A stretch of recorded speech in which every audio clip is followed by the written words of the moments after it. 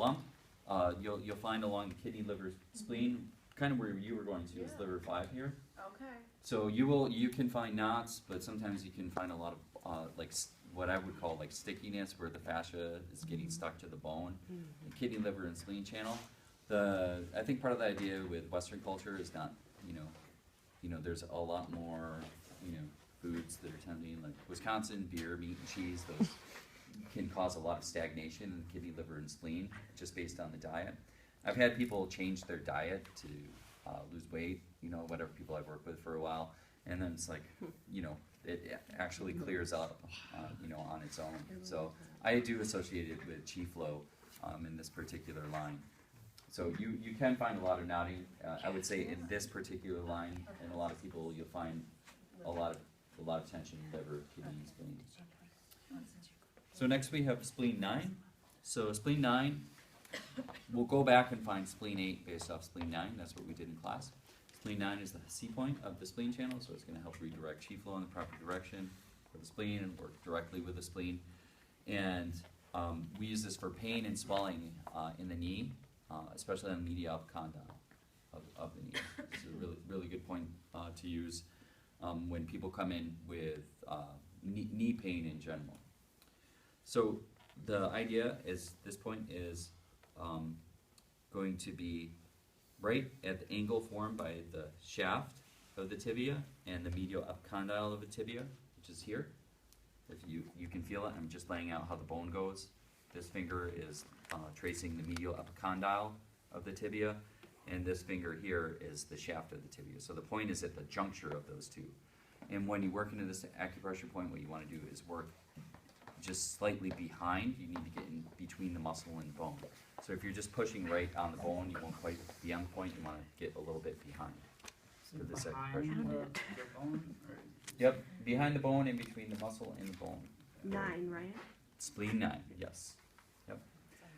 And then next, we have spleen 8. So spleen 8 is 3 soon below spleen 9, just posterior to the border of the tibia. And the point's right here. This is the Z cleft point of the spleen channel. So this particular acupressure point will work with acute conditions of the spleen and acute pain in the channel.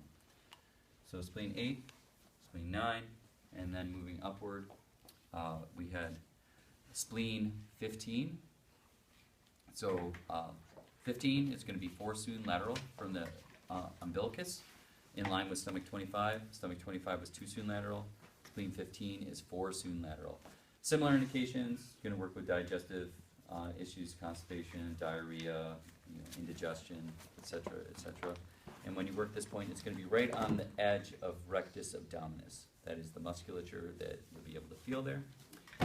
And the last point that we found in class is going to be spleen 21. Spleen 21 is the great loop.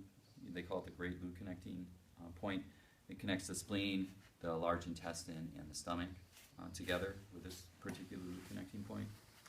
And the point location is at 6 soon posterior to the axillary fold on the axillary line here. And this particular point is usually going to be located in the 7th intercostal space. You'll find a discrepancy in some books. Some books will say it's in the 6th intercostal space. Some books will say it's in the 7th intercostal space. For which? This is 21. Spleen 21, the last point on the spleen channel. And so if your client's face up on the table, the easy way to find it, in my opinion, is to go to the sternal angle, just move lateral, grasp for where the lats start to taper off, and then just look for the depression for this point. The other way to work into this acupressure point is from the axillary fold here. This is where the skin would fall. I go 3, 6 soon here, and that takes me to the exact same spot I just was from going from the sternal angle and moving laterally. In spleen 21, you would use more for like general stagnation in the body, like a heaviness and the aching, like more systemically in the body, like someone just got over a cold or a flu, or someone overexerted, like maybe exercising, or just had a lot of long work shifts together, working 12-hour days, that sort of thing. Spleen 21 will help with stagnation and aching in the entire body. So that's the first circuit.